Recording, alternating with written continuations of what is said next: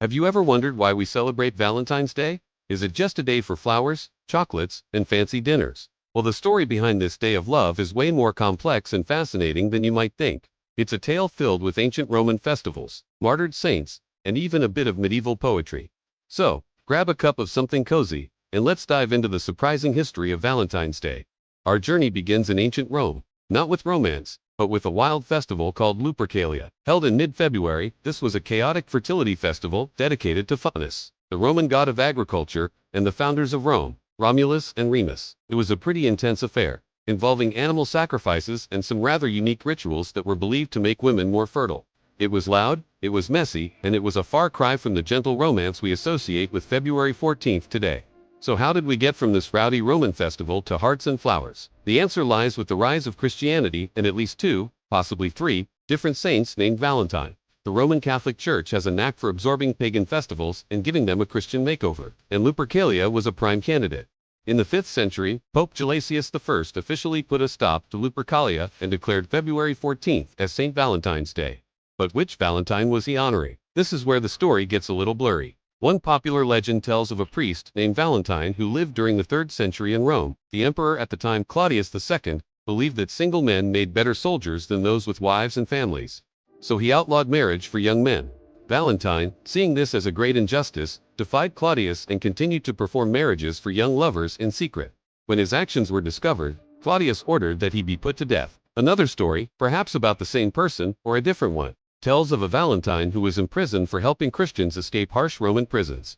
While in jail, he supposedly fell in love with a young woman, possibly his jailer's daughter, who visited him. Before his death, he allegedly wrote her a letter signed "From your Valentine," an expression we still use today.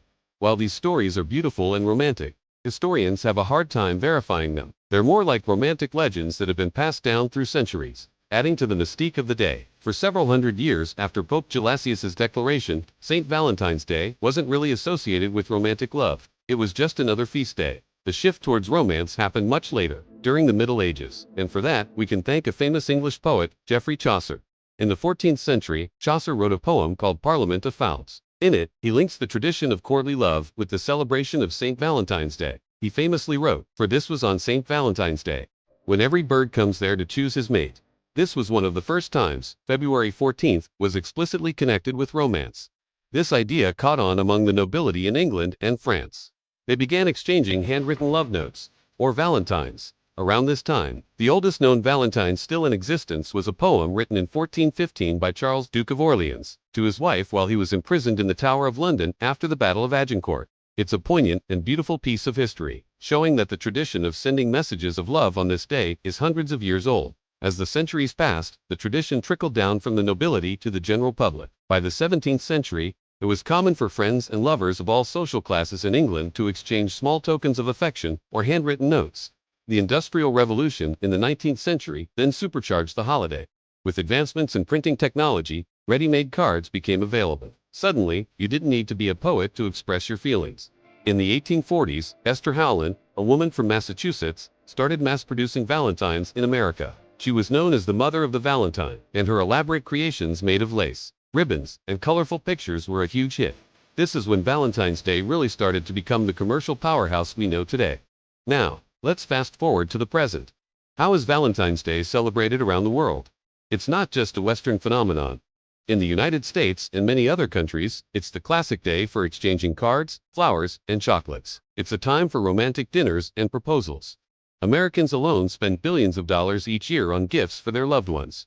But other cultures have put their own unique spin on it. In Japan, for instance, the roles are reversed on February 14th. It's the women who give gifts, usually chocolates, to the men in their lives. There's even a distinction. Giri Choco, or obligation chocolate, is given to male friends, colleagues, and bosses, while Hanma Choco, or true feelings chocolate, is reserved for a romantic partner. The men then return the favor a month later on March 14th, a day known as White Day.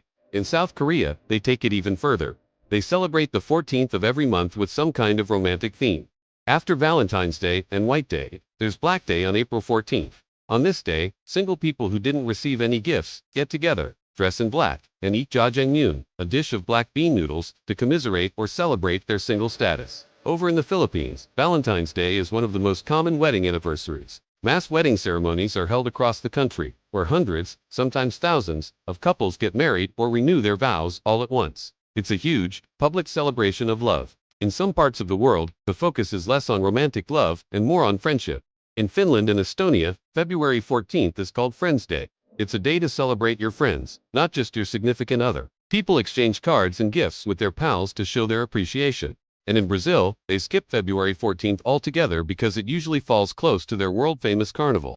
Instead, they celebrate Dia dos Namorados or Lover's Day. On June 12th, it's celebrated with gift exchanges and romantic festivities, much like Valentine's Day elsewhere. So, what does Valentine's Day really mean today? For some, it's a beautiful opportunity to express love and appreciation for their partner. For others, it's a commercialized holiday driven by marketing, often called a Hallmark holiday. And for many, it can be a day that brings feelings of loneliness or pressure. It's important to remember that love comes in many forms. There's romantic love, yes, but there's also the love we have for our family, our friends, and even ourselves. So whether you're celebrating with a partner, hanging out with friends, or just treating yourself to something nice, you can make the day meaningful for you. The story of Valentine's Day is a journey from a chaotic pagan festival to a day honoring a martyred saint, transformed by medieval poets and supercharged by industrial-era entrepreneurs. It's a day that has been shaped and reshaped by different cultures over 2,000 years. It's more than just a date on the calendar. It's a reflection of how our ideas about love, tradition, and celebration have evolved over time. So, this February 14th, when you see the hearts and flowers, you'll know the incredible, centuries-long story behind it all. It's a history filled with defiance, poetry, and a whole lot of love. Thank you so much for joining me on this historical journey. If you enjoyed this video and learned something new, please give it a thumbs up and subscribe to the channel for more deep dives into the stories behind our traditions. I'd love to hear how you celebrate Valentine's Day in the comments below. See you in the next video.